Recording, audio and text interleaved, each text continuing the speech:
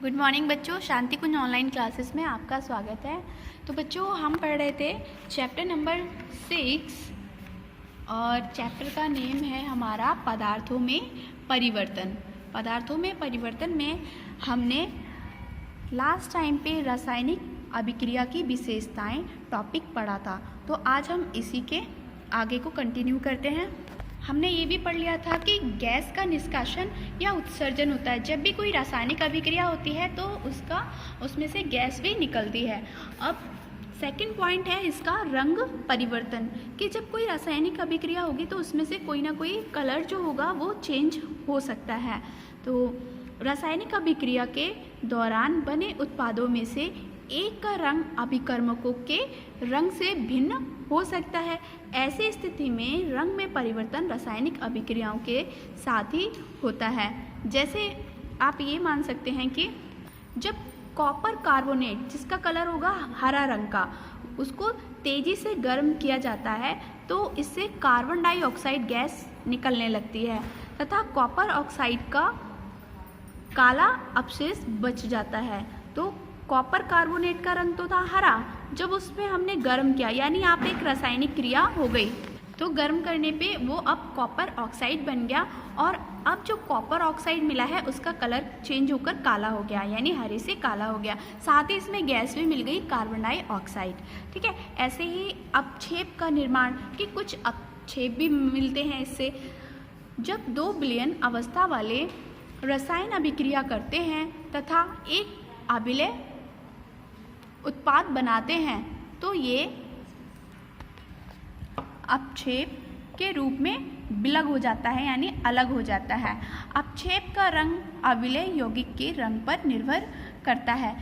जैसे कि जब सिल्वर नाइट्रेट के रंगहीन विलयन को सोडियम क्लोराइड के रंगहीन यानी कलरलेस विलयन के साथ मिलाया जाता है तो सिल्वर क्लोराइड का सफ़ेद अपक्षेप प्राप्त होता है। यानी पहले तो ये कलरलेस था, लेकिन जैसे ही इसमें सोडियम क्लोराइड मिला दिया गया तो अब सिल्वर क्लोराइड का कलर हो गया सफ़ेद।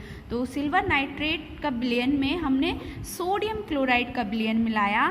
अभिक्रिया के दौरान हमें सोडियम नाइट्रेट का विलयन मिला, साथ ही सिल्वर क्लोराइड का हमें सफ़ेद अपक्षेप मिला, यानी वाइट कलर का कुछ एक पाउडर टाइप से जो आपको मिलेगा वो क्या होगा, सिल्वर क्लोराइड होगा। अगला देखो क्या आएगा कि ऊर्जा में परिवर्तन भी हो जाएगा। कुछ रासायनिक अभिक्रियाओं की पहचान ऊष्मीय ऊर्जा के विमोचन अथवा अवशोषण के द्वारा होता है। जैसे कि उदाहरण के लिए आप ऐसे मान सकते हो, जब कली चूना, जिसे हम कैल्शियम ऑक्साइड बोलेंगे, के एक छोटे से टुकड़े को 100 ml जल में आपने डाला तो जल बहुत ज़्यादा गर्म हो जाता है, जिसे क्योंकि इसमें बिना बुझा चूना था, और जैसे ही इसमें आपने जल मिलाया तो वो बहुत गर्म हो गया। और कभी कभी तो ये उबलने भी लगता है। ये इसलिए होता है क्योंकि कैल्शियम ऑक्साइड जल से अभिक्रिया करके कैल्शियम हाइड्रोक्साइड बनाता है तथा ऊष्मा ऊर्जा मुक्त करता है। तो इस तरह से इसमें ऊर्जा में भी परिवर्तन हो जाएगा। जब आपने कैल्शियम ऑक्साइड मिलाया जल में, अभिक्रिया के दौरान आपको कैल्शियम हाइड्रोक्साइड प्लस ऊष्मा ऊर्जा मिली, यानी वो जो गर्म हो रहा है, खौल रहा है, तो वो क्या है, हमारी ऊष्मा को प्रदर्शित कर रहा है। नेक्स्ट देखो, अवस्था भी परिवर्तित हो जाती है। कुछ रासायनिक अभिक्रियाओं में भौतिक अवस्था बदलती है। जैसे कि जब अमोनिया गैस हाइड्रोक्लोरिक एसिड की गैसीय अवस्था से संयोग करती है तो अमोनिया क्लोराइड का घना सफ़ेद धुआं निकलता है जो ठोस अवस्था में रहता है। यानी पहले तो अमोनिया गैस थी, जैसे ही उसमें हमने हाइड्रोक्लोरिक एसिड मिलाया जो कि एक गैस के फॉर्म में था, फिर क्या हो गया, अमोनिया क्लोराइड अब एक सॉलिड में कन्वर्ट हो गया। तो इस तरह से इनके अवस्था भी चेंज होती जाती है, यानी सॉलिड से लिक्विड, लिक्विड से गैसेस, इस फॉर्म में भी ये चेंजेस होते रहते हैं। तो एक अभिक्रिया के दौरान आपको पता चला होगा कि कितने सारे चेंजेस आते हैं। चलो रिवीजन करते हैं। एक तो इसमें गैस का निष्कासन होगा, ठीक है। दूसरा क्या होगा कि रंग में परिवर्तन होगा। तीसरा क्या होगा, कुछ ना कुछ अपक्षेप भी मिलेगा।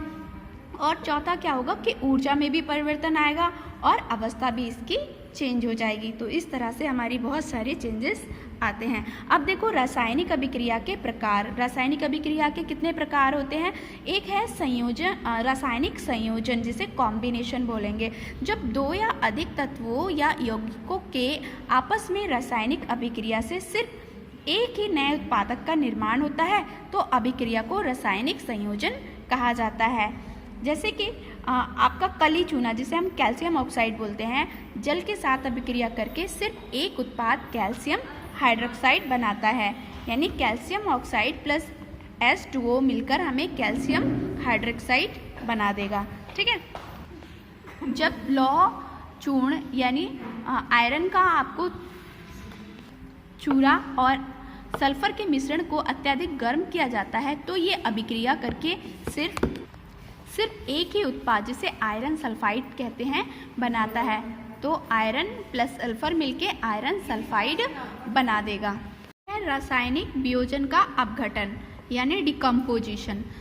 जब कोई एक रासायनिक यौगिक गर्म करने पर या ऊर्जा के किसी अन्य प्रभाव से टूटकर या दो अधिक नए पदार्थों या तत्वों या यौगिकों का निर्माण करता है तो ऐसी रासायनिक अभिक्रिया रासायनिक वियोजन या अपघटन कहलाती है। तो बच्चों, अपघटन क्या रासायनिक अपघटन क्या हुआ कि जब एक रासायनिक यौगिक टूटकर दो या उससे ज़्यादा नए पदार्थों में बन जाता है तो वो रासायनिक अपघटन कहलाता है। उदाहरण के लिए आप ऐसे समझ सकते हो कि जब चूना पत्थर, जिसे हम कैल्शियम कार्बोनेट कहते हैं, उसको अगर हमने गर्म किया तो कली चूना यानी कैल्शियम ऑक्साइड एवं कार्बन डाइऑक्साइड बनता है, यानी CaCO3 कैल्शियम कार्बोनेट को हमने गर्म किया तो CaO, ये है बिना बुझा चूना, और प्लस कार्बन डाइऑक्साइड ये है गैस।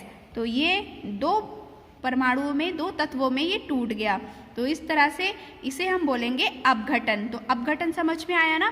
क्या कर रहे हैं हम इसमें कि एक तत्व से या यौगिक से अगर हमने रासायनिक अभिक्रिया कराई तो वो दो या उससे अधिक भाग में, ऐसा नहीं कि इसमें दो ही भाग मिले हमें, कैल्शियम ऑक्साइड और गैस मिली है, कुछ और भी मिल सकता था। ठीक है। तो इस तरह से नए दो या दो से अधिक पदार्थों में ये विघटित हो जाता है। जल में विद्युत धारा प्रवाहित करने पर जल का विद्युत अपघटन होता है तथा हाइड्रोजन एवं ऑक्सीजन बनाता है, यानी H2O में अगर हमने विद्युत अपघटन कराया तो ये हमें एक हाइड्रोजन गैस, दूसरी ऑक्सीजन गैस देगा। अब देखो बच्चों, एक एक्टिविटी दी हुई है, प्रायोगिक रूप से सिद्ध करना कि लोहे में जंग लगना एक रासायनिक संयोजन अभिक्रिया है। चलिए इसे पढ़ते हैं हम, इम्पॉर्टेंट है इसलिए।